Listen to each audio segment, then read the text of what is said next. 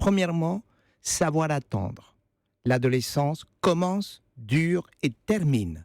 Parfois c'est long, il faut avoir patience, mais il faut savoir que l'enfant ne sera pas toujours avec le même comportement. Deuxièmement, il faut savoir relativiser les différentes difficultés. C'est-à-dire, de relativiser veut dire que je dois vraiment réagir devant l'enfant, mais réagir en étant au fond de moi-même, en lui faisant sentir au fond de moi-même que j'ai confiance en lui. Il ne faut jamais l'humilier. C'est très difficile parce que quand on est fâché, on a envie d'humilier. Il ne faut pas l'humilier. Il faut certainement le réprimander, s'effacher, mais qu'il sente qu'au fond, vous continuez à l'aimer. Troisième point. Troisième, savoir négocier.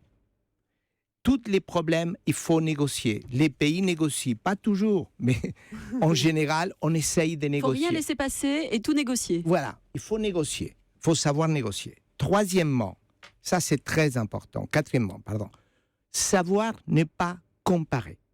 Les parents, la plupart du temps, comparent. Ils lui disent « Mais non, mais toi, ton frère, à ton âge !» Ou bien « Mais ton ami !» Jamais comparer. Comparer, c'est toujours humiliant. Il faut parler à l'enfant en le reconnaissant comme tel, sans mettre de comparaison.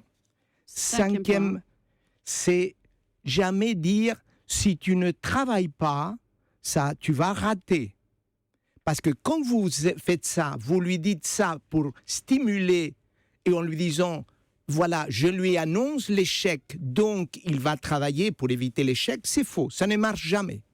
La seule chose qu'il entend, c'est « Il pense que je vais échouer ». Donc jamais dire « Écoute, si tu ne travailles pas, tu vas échouer ». Il faut dire autrement, il faut travailler, c'est la meilleure façon, mais jamais parler du futur négatif. Sixième, important, c'est que dans une crise, dans un conflit, il faut savoir faire intervenir des tiers.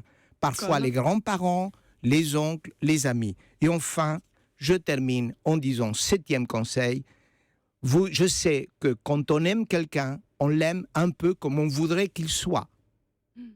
C'est comme ça l'amour. Amour, c'est toujours aimer comme on voudrait qu'il soit l'autre. Eh bien, avec votre adolescent, aimez-le à fond.